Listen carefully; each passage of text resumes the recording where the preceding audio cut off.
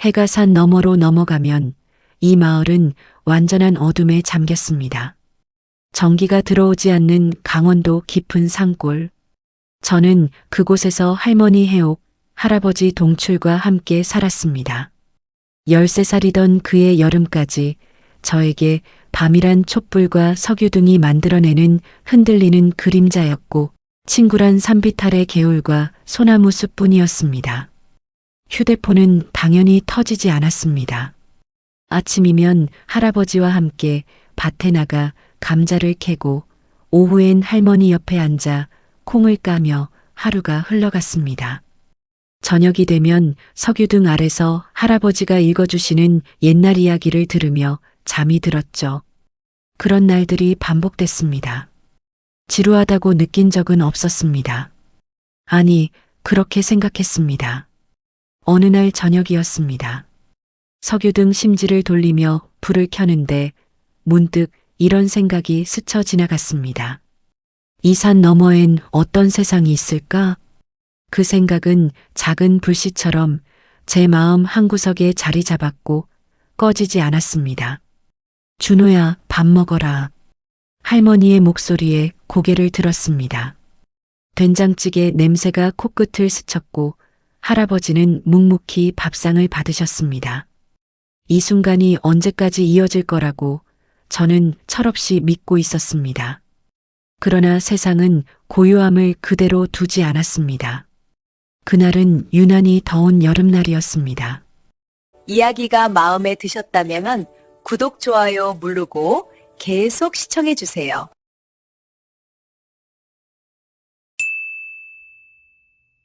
마당에서 빨래를 널고 있는데 멀리서 자동차 소리가 들려왔습니다. 이 산골에 차가 올라오는 일은 1년에 몇 번 없었습니다. 저는 빨래 바구니를 내려놓고 길 쪽을 바라봤습니다. 흰색 승합차 한 대가 먼지를 일으키며 마을 입구에 멈춰 섰습니다. 차에서 내린 건 제 또래로 보이는 학생들이었습니다. 깨끗한 티셔츠에 배낭을 맨 그들은 제가 본 적 없는 물건들을 손에 들고 있었습니다. 스마트폰이었습니다. 태블릿이었습니다.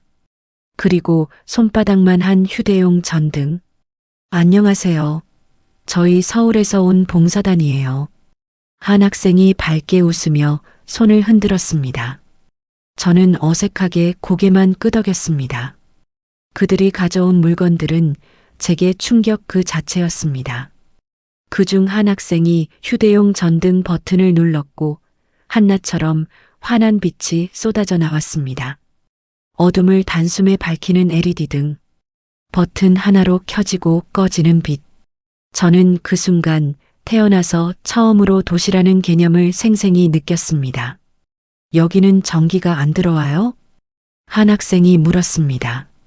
저는 고개를 저었습니다. 네. 여기는 전기 없어요. 와, 진짜? 그럼 밤에는 어떻게 해요? 촛불이랑 석유등 켜요. 그들의 눈에 놀라움과 연민이 교차했습니다. 그 시선이 불편했습니다. 그러면서도 동시에 제 마음 한구석에선 다른 감정이 꿈틀거렸습니다. 부러움이었습니다. 그날 밤 저는 잠을 이루지 못했습니다. 어둠 속에서 천장을 바라보며 생각했습니다. 저기 가면 매일 밤이 나처럼 밝을까? 저 아이들처럼 손안에 세상을 담을 수 있을까? 그날 이후 제 마음속엔 마을을 떠나고 싶은 욕망이 서서히 자라나기 시작했습니다. 하지만 옆방에서 들려오는 할머니의 작은 기침, 소리, 마당에서 지게를 손질하시는 할아버지의 뒷모습을 보면 그 욕망은 금세 죄책감으로 변했습니다. 조부모님은 제게 유일한 가족이었습니다. 욕망과 책임, 그 사이에서 저는 혼란스러웠습니다. 13살 소년에게는 너무 무거운 고민이었습니다. 봉사단이 떠난 지 사흘째 되던 날이었습니다. 저는 마당에서 장작을 패고 있었고 할아버지는 밭에 나가 계셨습니다. 그때 낯선 차 한 대가 우리 집 앞에 멈춰 섰습니다. 차에서 내린 사람은 마을 이장 최복만이었습니다. 그의 손엔 두툼한 서류 뭉치가 들려 있었습니다. 할머니 계시나? 최복만은 인사도 없이 마당으로 들어섰습니다. 저는 도끼를 내려놓고 안으로 뛰어들어가 할머니를 불렀습니다. 할머니가 앞치마를 두르고 나오셨습니다. 이장님, 무슨 일이신교? 할머니, 큰일 났어요. 여기도 개발 들어간다요. 최복만은 서류를 펼쳐 보였습니다. 그 안엔 빨간 선으로 그어진 지도와 낯선 한자들이 가득했습니다. 외지 건설사에서 여기 전체를 리조트로 만든답니다. 보상금 받고 다들 이주해야 해요. 할머니의 얼굴이 굳어졌습니다. 이주라니 우리가 어디로 간단 말입니까? 그건 알아서 하셔야지. 어쨌든 계약은 이미 끝났어요. 곧 측량 들어옵니다. 이장님, 우리 여기 3대째 살았습니다. 이 집이, 이 밭이 우리 전부인데. 할머니, 세상 돌아가는 거 모르십니까? 개발 안 되면 이 마을 다 죽어요. 저도 어쩔 수 없습니다.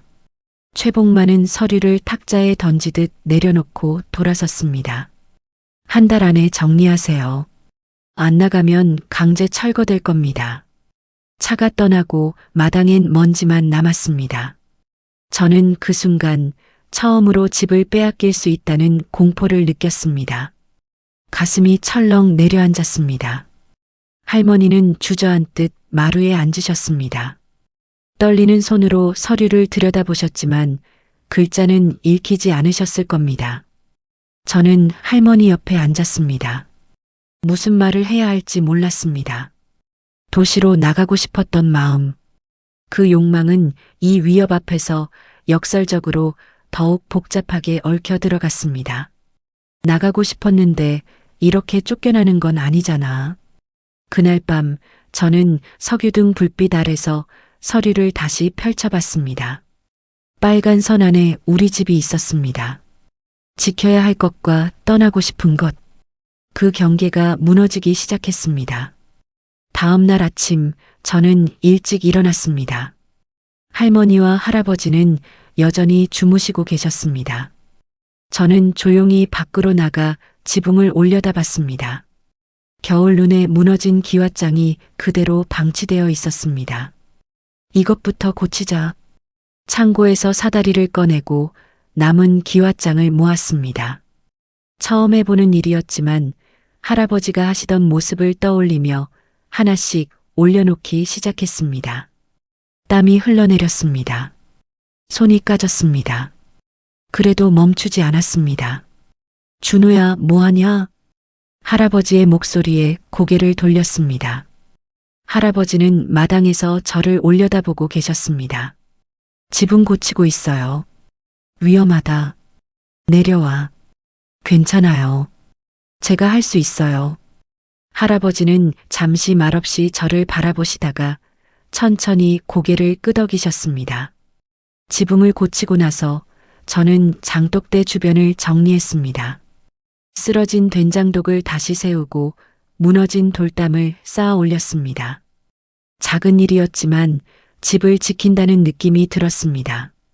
며칠 뒤 저는 창고 구석에서 버려진 라디오를 발견했습니다. 봉사단 학생들이 놓고 간 건전지도 몇 개 있었습니다. 저는 그것들을 들고 마당으로 나왔습니다. 이걸로 뭔가 만들 수 있지 않을까? 라디오를 분해했습니다. 안에서 작은 회로판과 전선들이 나왔습니다. 할아버지가 버리신 태양광 손목시계도 찾아냈습니다. 그 안에 작은 태양 전지판. 저는 며칠 동안 그것들을 이리저리 연결해 봤습니다. 실패했습니다.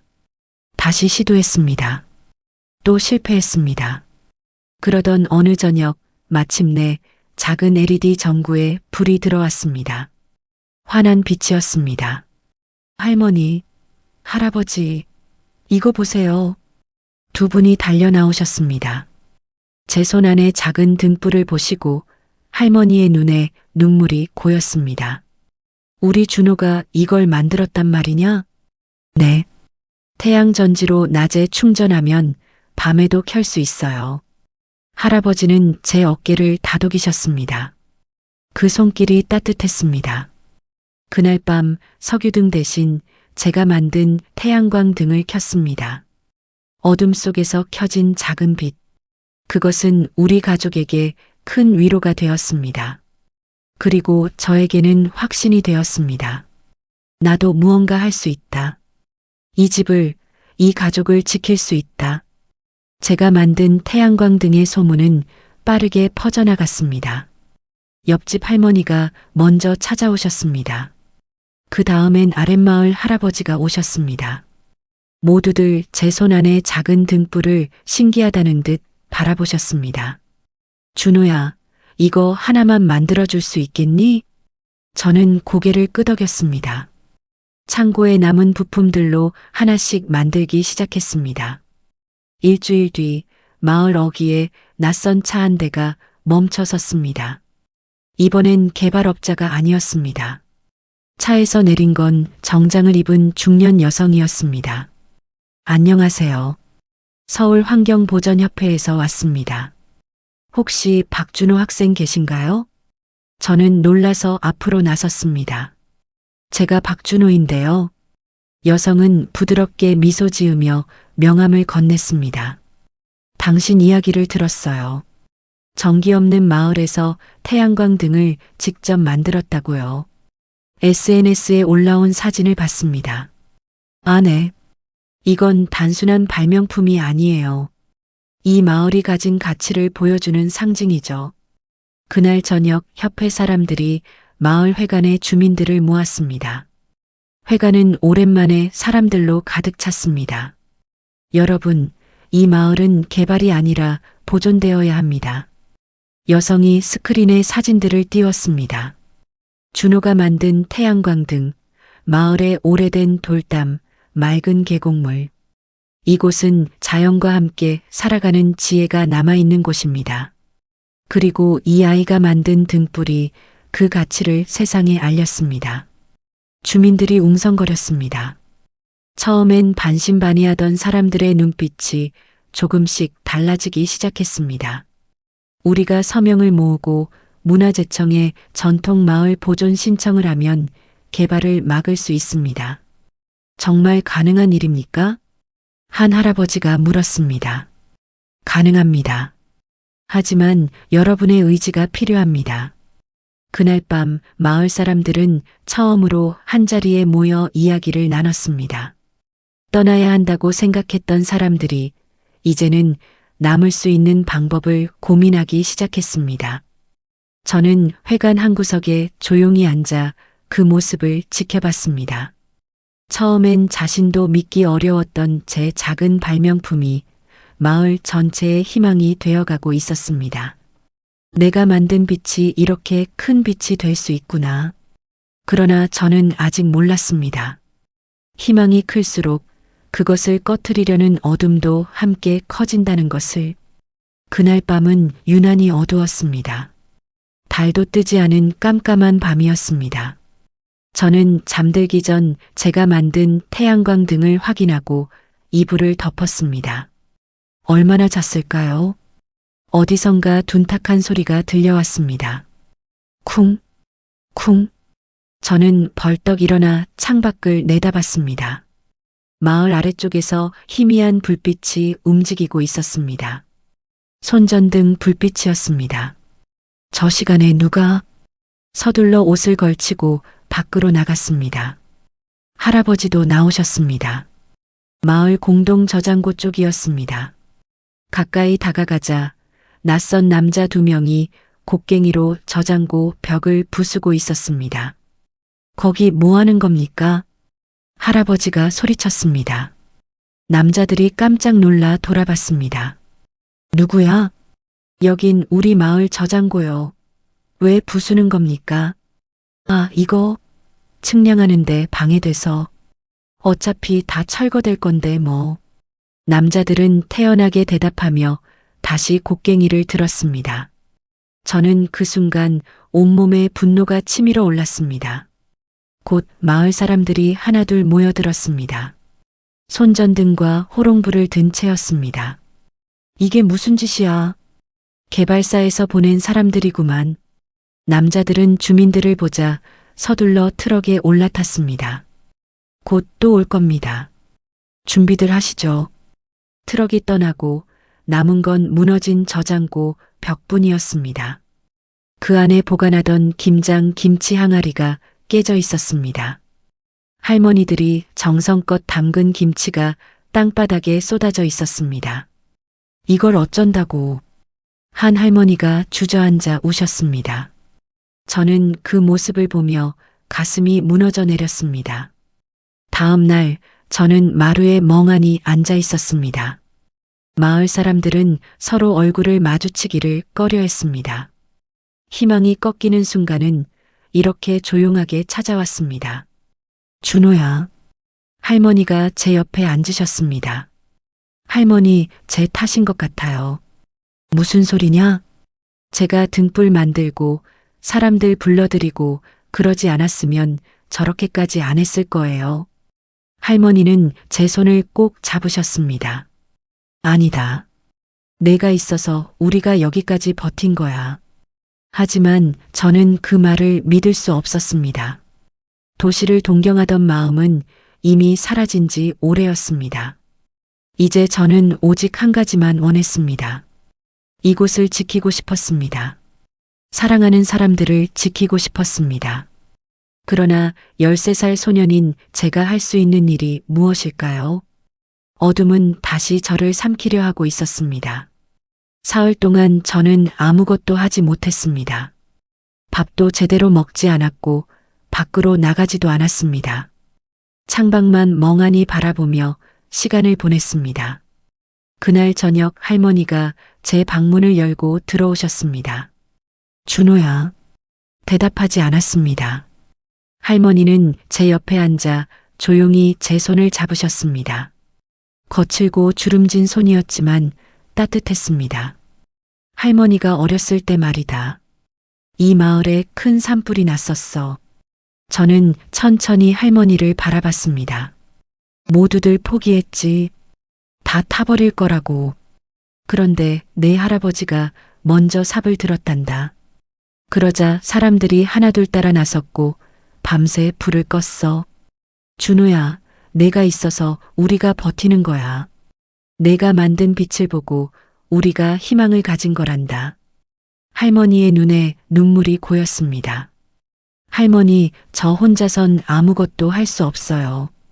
혼자가 아니야. 우리가 있잖니. 그 순간 제 마음속 무언가가 움직이기 시작했습니다. 다음 날 아침 저는 일찍 일어나 환경보전협회에 전화를 걸었습니다. 여보세요. 다시 한번 도와주실 수 있나요? 사흘 뒤 마을 회관에 다시 사람들이 모였습니다. 이번엔 더 많은 사람들이 왔습니다. 서울에서 온 기자들, 변호사, 환경운동가들. 저는 그들 앞에 섰습니다. 떨렸습니다. 그러나 말해야 했습니다. 저는 이 마을에서 태어났습니다. 전기도 없고 불편한 곳이지만 이곳은 제 집입니다. 제 목소리가 회관에 울려 퍼졌습니다. 저희를 도와주세요. 박수 소리가 터져 나왔습니다. 마을 사람들이 하나둘 일어섰습니다. 그날부터 마을은 달라졌습니다. 주민들은 서로의 손을 잡았습니다. 개발 반대 서명을 모으기 시작했고 언론에 마을의 가치를 알렸습니다. 환경보전협회는 문화재청에 전통마을 보존 신청서를 제출했습니다. 일주일 뒤 군청에서 공청회가 열렸습니다. 이장 최복만과 건설사 사람들이 한쪽에 앉았고 저희는 반대편에 앉았습니다. 개발은 지역 경제를 살립니다. 이 마을은 보존되어야 할 문화자산입니다. 긴 논쟁 끝에 군수가 입을 열었습니다. 이 안건은 재검토하겠습니다. 주민 의견을 더 수렴한 후 결정하겠습니다. 그것은 사실상 개발 중단이었습니다. 회관을 나서는데 할아버지가 제 어깨를 두드리셨습니다. 잘했다, 준호야. 할머니는 제 손을 꼭 잡으셨습니다. 저는 그제야 깨달았습니다. 빛은 혼자 만드는 게 아니라 함께 만드는 거라는 것을. 그로부터 한 달이 흘렀습니다. 가을이 깊어지고 산은 붉게 물들어갔습니다. 개발 계획은 완전히 철회되었고 마을은 전통 보존구역으로 지정되었습니다. 여전히 전기는 들어오지 않았습니다. 휴대폰도 터지지 않았습니다. 하지만 이제 마을 곳곳에는 제가 만든 태양광 등이 켜져 있었습니다. 어둠 속에서 반짝이는 작은 빛들. 그것은 우리가 함께 지켜낸 것들의 증거였습니다. 저녁이 되면 저는 여전히 할머니, 할아버지와 함께 밥을 먹었습니다. 준호야, 많이 먹어라. 할머니가 제 그릇에 감자를 하나 더 얹어주셨습니다. 김이 모락모락 나는 따끈한 감자 수제비. 변한 건 아무것도 없었습니다. 그런데 이상했습니다. 예전과 똑같은 풍경인데 모든 것이 달라 보였습니다. 할아버지, 저 내일 서울 가는 봉사단 학생들 만나요. 그래, 또 오는구나. 네. 이번엔 제가 태양광 등 만드는 법을 가르쳐 주기로 했어요. 할아버지가 흐뭇하게 웃으셨습니다. 몇 달 전 저는 도시의 빛을 부러워했습니다.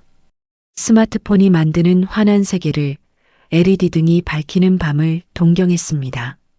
저기 가면 매일 밤이 나처럼 밝을까? 그랬던 제가 이제는 도시 아이들에게 빛을 만드는 법을 가르치게 되었습니다. 밤이 되어 방으로 돌아왔습니다. 제가 만든 태양광 등을 켰습니다. 은은한 빛이 방 안을 채웠습니다. 창밖을 내다봤습니다. 마을 곳곳에서 작은 등불들이 반짝이고 있었습니다. 옆집, 아랫집, 마을 회관. 모두 제가 만든 빛이었습니다. 저는 그제야 깨달았습니다. 세상에서 가장 밝은 곳은 어디일까요? 그것은 거대한 빌딩이 늘어선 도시도 네온사인이 빛나는 거리도 아니었습니다. 세상에서 가장 밝은 곳은 내가 사랑하는 사람들이 있는 자리였습니다. 제가 직접 만든 빛으로 그들을 비출 수 있는 이곳. 제 손으로 지켜낸 이 작은 마을. 준호야, 불 끄고 자거라. 복도에서 할머니의 목소리가 들렸습니다. 네, 할머니. 저는 천천히 등을 껐습니다. 어둠이 찾아왔습니다. 하지만 이제 그 어둠은 두렵지 않았습니다. 왜냐하면 저는 알고 있었으니까요. 내일 아침 해가 뜨면 제가 만든 태양광 전지가 다시 빛을 충전할 것이라는 것을, 그리고 그 빛으로 우리는 또 하루를 살아갈 것이라는 것을. 그 여름 13살 소녀는 어느 도시에서도 배울 수 없는 것을 배웠습니다. 진짜 빛은 주어지는 것이 아니라 스스로 만들어가는 것이라는 것을.